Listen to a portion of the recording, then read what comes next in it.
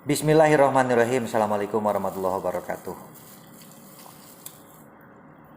Yang menjadikan manusia senantiasa ditibankan ujian, baik itu ujian berat ataupun juga ujian kecil, penyebabnya adalah cuman manusia itu lupa sama siapa, sama Allah. Kenapa dikatakan lupa? Karena di dalam Al-Quran jelas-jelas Allah sudah menyuruh untuk mengingatnya. Di mana ayat tersebut? Yaitu di dalam surat Al-Baqarah yang bunyinya A'udzubillahi minasyaitonirrajim. Bismillahirrahmanirrahim. Fadzkuruni adzkurukum waskurli walatakfurun. Yang artinya, ingatlah kepadaku wahai manusia, kata Allah, dan janganlah berbuat kemungkaran di muka bumi ini. Tahu kan? Ingatlah kepadaku, kata Allah. Kita itu cuma disuruh buat ingat doang kepada Allah, ya kan? Cuman ingat doang, simple banget, cuman ingat doang gitu kan. Cuman ingat doang. Tetapi pada kenyataannya ayat tersebut itu kita tahu semuanya juga, paham semuanya juga. Tapi kadang-kadang suka disepelein. Padahal yang berbahaya di muka bumi ini barang yang gak seberapa. Kemudian pada ayat selanjutnya, ya ayyuhalladzina amanu sta'inu bisabri wassalat innallaha ma'as-sabirin. Yang artinya, wahai manusia, mintalah kepadaku, kata Allah, dengan sabar dan sholat. Artinya begini, ketika kita ditimpa musibah, putus cinta, kemudian juga kita ditimpa penyakit apapun juga, entah itu yang datangnya dari Allah langsung, atau misalkan datangnya daripada sesama manusia, ataupun misalkan kita diuji dengan keterbatasan materi, ataupun pula kita diuji dengan perasaan gundah gelana akibat putus cinta atau apa ya. Jawabannya, segala penyakit apapun di muka bumi ini cuman dua, sabar dan sholat. Ya sabar sih sabar gitu kan, tapi harus ada batasnya. Kalau kalian masih mengatakan bahwa sabar itu ada batasnya, berarti kalian belum sabar. Karena yang namanya sabar itu tidak ada kalimatnya, ya. Jadi sekali lagi, ketika kalian mendapatkan apapun juga, musibah apapun juga, keluh kesah apapun juga, jawabannya cuma sabar dan sholat, ya. Gue udah sabar nih gitu kan, gue udah sabar, tapi masih aja kayak gini. Ya lu jangan ngomong gue udah sabar gitu kan, karena dengan lu ngomong gue udah sabar itu lu belum sabar gitu kan. Yang keduanya sholat. Kenapa sholat? Karena manusia ketika mati,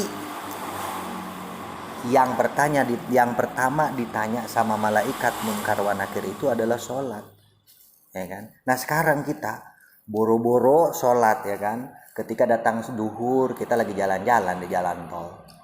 Datang waktu asar, nanggung nih gue lagi ngopi gitu kan. Datang maghrib, ya elah gue belum mandi gitu kan. Datang juga waktu isya, buset ada pacar datang ngajak kejadian gitu kan, ngajak ketemuan. Datang waktu subuh, aduh buset ngantuk banget gue habis jalan-jalan sama pacar. Akhirnya 5 waktu satu pun kagak masuk gitu kan. Mau gimana kita dapat berkah dalam hidup ini, ya kan? Mau gimana kita dapat berkah, sholat aja kagak gitu kan. Tiap hari kita ngedoa, ya Allah minta duit. Mau gimana kata Allah gue kasih duit lo gitu kan, sholat aja kagak gitu kan. Andai kata Allah bisa ngomong langsung gitu kan, ya elah gitu kan, lu minta duit aja tiap hari ke gua gitu kan. Lu sholat aja kagak, padahal gue udah nyuruh sholat dan sabar dan sholat gitu. Dan ayat terakhirnya, innallaha ma'as-sabirin, sesungguhnya Allah bersama orang-orang yang sabar. Artinya Allah bukan berarti tidak bersama orang yang tidak sabar. Allah itu maha, ya. Artinya maha itu sebelum ada si maha tuh ya, Allah udah maha sendiri gitu kan. Jadi selagi kita mampu untuk bersabar dalam hidup ini, bersabarlah.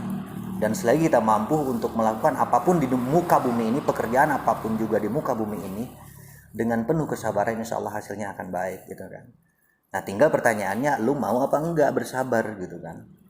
Karena gini, tidak ada sesuatu apapun juga di muka bumi ini yang lu kayak gigit yang namanya cabe, ataupun misalkan lu kayak kesiram air panas. Hari itu lu kesiram air panas, hari itu juga panasnya kerasa gitu kan. Segala sesuatu di muka bumi ini ada prosesnya, ya kan. Otomatis karena ada prosesnya, Allah pun ngasih segala sesuatu kepada kita itu harus ada prosesnya.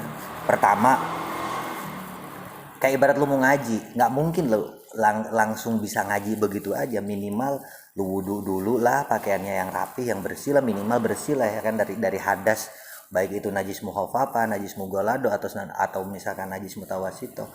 Ini mak lu pengen doanya diijabah langsung, ya baju lu kayak model cucian yang belum 7 tahun dicuci gitu kan. Mau gimana Allah senengnya, sementara Allah itu senang banget sama yang namanya kebersihan. Kenapa dikatakan senang banget, karena apa? Kenapa dikatakan Allah senang banget kepada kebersihan? Rasul aja mengatakan apa coba? Hadisnya simpel banget, ya. Hadisnya simpel banget. Yang tahu tinggal nyebutin aja. Yang artinya bahwasanya kebersihan itu adalah sebagian daripada iman. Atau bisa dikatakan dalam hadis Rasulullah SAW bunyinya ana dofatu minal iman, ya kan? Kebersihan itu adalah sebagian daripada iman. Jadi kesimpulannya ketika lu pengen doa lu diijabah, minimal lu bersih dulu dah. Apanya? Hatinya. Hatinya udah bersih, pakaiannya udah bersih, insya Allah doa lu pengen apa? Secepatnya Allah ijabah. Dan lu asal tahu juga, doa yang paling cepat diijabah itu kapan? Pertama, yang paling pokok nih ya, habis sholat subuh, antara 2 sujud, saat turun hujan, ya, sepertiga malam, dan bulan puasa. Jadi kalau lu pengen doa lu diijabah tiap hari, lu banyakin puasa tuh tiap hari. Beneran deh. Ya, mampus lu tiap hari puasa. Tapi beneran, ini asli, ya. Asli, nggak ada nggak ada edit-editan. Kalau lu pengen segera diijabah doa lu, lakukan puasa. Puasanya apa? Puasa Senin Kemis yang umum aja dulu ya. Karena puasa Senin Kemis itu ibarat kata bis itu ya jurusan Jakarta mana ya? Jakarta Surabaya dah. Anggap aja Lorena bis umum ya kan. Ya, masuk aja dulu bis umum gitu kan. Baru deh bis eksekutif nantinya. Karena kekuatan manusia yang paling besar itu bukan karena senjatanya yang super canggih. Oke lah senjatanya super canggih, 1 kali tembak lu mampus gitu kan. Tapi yang lebih mustajab itu doa. Nah sekarang lu nembak orang, kalau kata Allah nggak mati ya nggak bakalan modar gitu kan. Walaupun senjata lu super canggih, super sonik, ya, sampai super deal, sampai pemilik 100 misalkan. Kalau kata Allah nggak mati ya udah, mau bisa apa gitu kan. Tetapi senjata yang paling pamungkas di muka bumi ini cuma 3 huruf doang, D-O-A, ya, alias doa, ya kan. Simple bukan berarti simple lenung ya, simpelnya itu. Tapi simple itu artinya bener-bener bener-bener sedikit. Tapi memang kadang-kadang kita menyepelekan. Itulah kelemahan manusia, ya. Semakin sering kita berdoa, semakin sering juga doa kita diijabah. Itulah arti daripada yang dimaksud dengan sabar dan sholat, dan sesungguhnya Allah bersama orang-orang yang sabar. Sabar di sini bukan berarti lu ditabok diem aja, bukan gitu kan. Mentang-mentang lu sabar, lu ditabok diem aja, nggak bisa kayak gitu. Sabar di sini itu adalah ketika kita sudah melakukan apapun usaha dan ikhtiar yang sudah maksimal, lalu kemudian kita mentok ya kan, maka disitulah kalimat sabar datang. Karena ketika kita melakukan apapun juga sudah mentok sana mentok sini, ketika ngomong A bakal jadi A, karena detik itu juga doa kita diijabah sama Allah. Nah seperti itu. Ya ini mah oleh-oleh sebelum tidur, atau misalkan lu sambil nungging juga nggak jadi masalah, didengerin ya syukur, nggak juga ya nggak jadi masalah. Yang jelas saya cuma pesen satu hal, lu jangan pernah lupa sama Allah. Karena apa? Kalau lu lupa sama Allah, Allah pun akan lupa sama lo, ya kan? Karena apa? Bagaimanapun juga manusia lahir di muka bumi ini, walaupun syariatnya lewat ibu bapak lo, nenek lo, atau buyut lo, tetap yang membuat lu sama gua dan semua orang juga itu adalah Allah, ya kan? Jadi lu harus minimal inget aja dulu, ya kan? Ya ibarat katanya, istilah kata gini, walaupun kita sering melakukan maksiat, ya minimal kita imbangin lah dengan berdoa, ya, dengan tobat lah, walaupun tobat kita tobat sambel. Itu lebih baik daripada enggak sama sekali gitu kan. Karena Allah itu maha apa? Ya yang namanya maha, sebelum si maha ada, Allah udah maha sendiri. Yang namanya maha udah nutup kalimatnya gitu kan.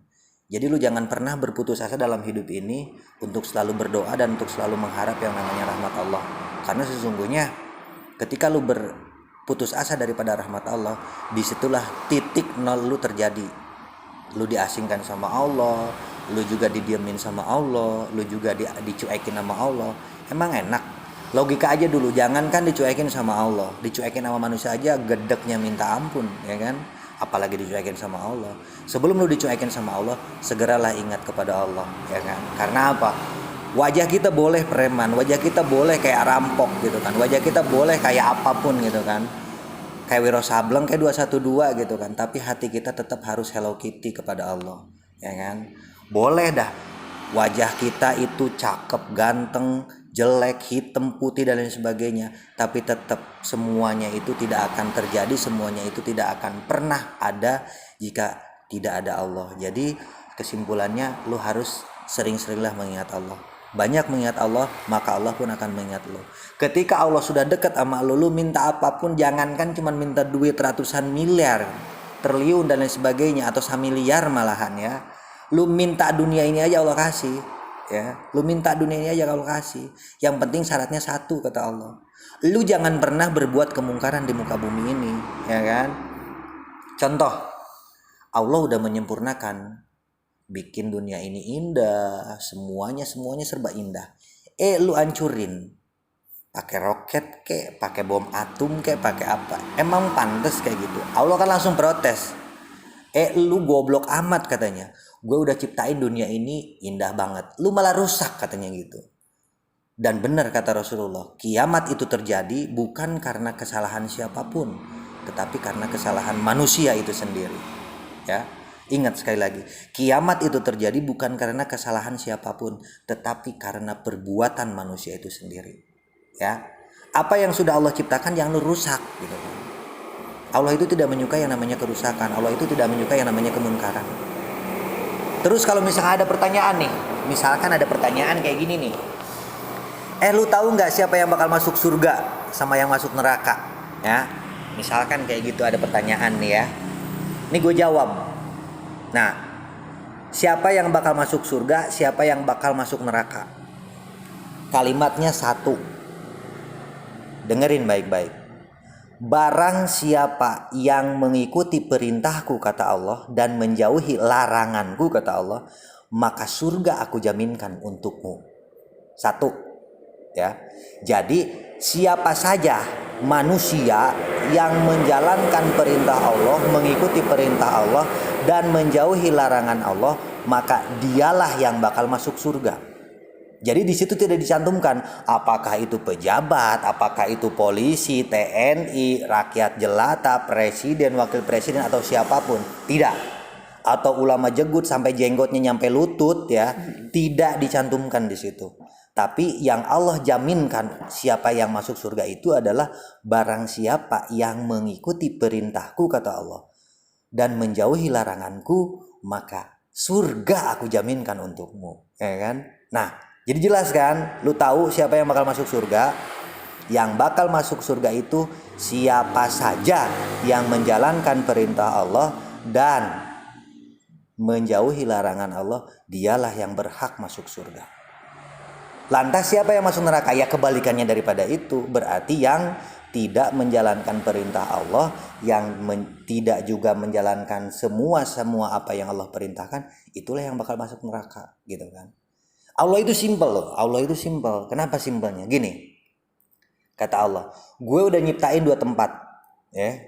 Gue udah nyiptain 2 tempat. Mana? Surga dan neraka. Lu tinggal pilih, katanya. Lu tinggal pilih. Lu baik ya insya Allah lu ikutin kata gua, kata Allah, apa yang gua perintahkan lewat Al-Quran, lewat para nabi, lewat para rasul, lu ikutin semuanya, lu pasti masuk surga, katanya gitu. Dan gua nggak butuh ibadah lu, nggak butuh sholat lu, nggak butuh puasa lu.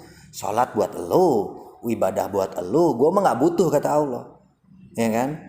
Gua butuh apa? Ngapain gua butuh apapun juga, kata Allah, karena semuanya sudah kun fayakun, kata Allah, ya kan? Jadi Allah itu gak butuh apa-apa dari kita itu. Ya kita ibadah baik, sholat baik dan lain sebagainya, menjalankan apa yang Allah perintahkan, ya itu buat kita juga, bukan buat siapapun gitu kan. Tapi kalau misalkan kita gak butuh dengan semua itu, ya terserah gitu kan. Karena apa? Karena Allah kan udah ngasih pilihan. Gue udah nyiptain 2 tempat, surga dan neraka. Lu mau masuk surga silahkan, lu nggak mau masuk surga ya jadi masalah gitu. Yang penting gue udah nyiptain 2 tempat, kata Allah kan kayak gitu ya. Jadi lu tinggal pilih aja semuanya nih, mau masuk neraka atau masuk surga. Cuman sih kalau gue pikir ya, kalau ngelihat kondisi kayak gini, termasuk gue sendiri ya, kayaknya kita mah calon neraka semua dah. Masalahnya apa? Bode, indah banget yang namanya jalan neraka, bener dah. Banget. Dipenuhi dengan hiasan-hiasan yang sangat eksotis. Mau gimana coba bayangin aja. Itu waktu sholat maghrib ya, waktu sholat maghrib gue kasih tahu. Andai kata lu mikir aja ya, ramean di jalan raya apa ramean di musola? Gue tanya ya, ramean di jalan raya apa ramean di musola? Jawabannya ramean di jalan raya, ya kan? Coba aja lu bayangin, apalagi lagi macet anjing gitu kan, udah megedek gitu kan, keringetan gitu kan. Tapi coba deh sempetin, lu lihat musola, buset, musolanya gede banget. Pas dilihat barisannya, barisan depan aja gitu pun cuma 10 ekor. Masjidnya gede banget, hektaran lebih ukurannya, tapi yang sholat mana ada gitu kan. Nah, jadi kemungkinan terbesar ya banyakkan yang ke neraka deh gitu kan. Tapi ya tidak bisa dijaminkan juga, yang jelas jaminan Allah cuma seperti itu. Barang siapa yang mengikuti perintahku, kata Allah, dan menjauhi laranganku, maka surga aku jaminkan untukmu. Dan barang siapa yang tidak mengikuti perintahku dan juga laranganku, ya neraka. Udah pasti itu, pasti ya pasti. Al-Quran sumpahnya gitu kan. Makanya tidak ada sesuatu apapun di muka bumi ini yang lebih mujarab, yang lebih sakti daripada Al-Quran. Oke lah misalkan Profesor Doktor Botak sampai Profesor es teler misalkan ya, es cendol, es dawet dan lain sebagainya, dia bisa nyiptain dan sebagainya, bla bla bla bla, teorinya gini gitu, bla bla bla bla bla. Coba deh lu bikin satu tetes aja, embun aja, embun dah, embun yang sama percis buatan Allah, bisa nggak? Ya itu. Jadi tidak ada yang mampu. Walaupun bisa saja di milenium berikutnya atau misalkan di tahun berikutnya ada saja orang yang pintar lebih daripada itu, tetap buatan Allah itu lebih original daripada buatan manusia. Buatan Allah itu tidak ada kawenya. Is ahad, hari ahad itu yang namanya ahad ya satu. Dengan kalimat kun fayakun aja jadi gitu kan. Oleh karena itu ya istilah kata, gue sih cuma berharap siapapun yang mendengar ini semua, baiknya ya ambil, namanya juga mungkin semata-mata hidayah dari Allah Subhanahu Wa Taala. Tapi jeleknya namanya juga manusia gitu kan. Ya elah kiai bukan, ustad bukan. Orang-orang mah kiai, gue mah pohon kai gitu kan. Orang-orang mah ustad, ya gue mah bejat misalkan. Orang-orang mah ajengan, ya gue mah ajelengan gitu kan. Ya baiknya ya itu ambil aja hikmah, ambil aja pelajaran, ambil aja pedoman. Semata-mata ya baiknya itu bersumber daripada Allah Subhanahu Wa Taala. Jeleknya juga sama manusia biasa gitu kan. Yang jelas tidak ada gading yang tak retak, bahwa setiap manusia itu pasti memiliki kesalahan dan kekurangan. Tetapi kesalahan dan kekurangan itu tidak akan pernah mampu kita ubah tanpa adanya niat dan dorongan daripada hati kita sendiri. Karena obat yang paling mujarab itu bukan daripada produk apapun juga, tapi daripada produk diri sendiri. Bagaimana caranya? Ya terserah. Mau kita lebih mustajab obat yang kita dapatkan, ya lebih dekat lagi kepada Allah. Karena bagaimanapun juga, kata Allah, ketika kamu pengen tahu saya, kata Allah, maka kamu harus tahu diri kamu sendiri. Dan jika kamu bertanya, dekatnya aku dengan kamu, kata Allah, antara urat leher lu dengan leher lu gue lebih dekat. Dan satu hal lagi, dalam salah satu hadis Bukhari Muslim, Allah mengatakan seperti ini, jika kamu ingat kepadaku, maka aku pun akan ingat kepadamu, kata Allah. Jika kamu datang 1 langkah kepadaku, kata Allah, aku datang 2 langkah, kata Allah.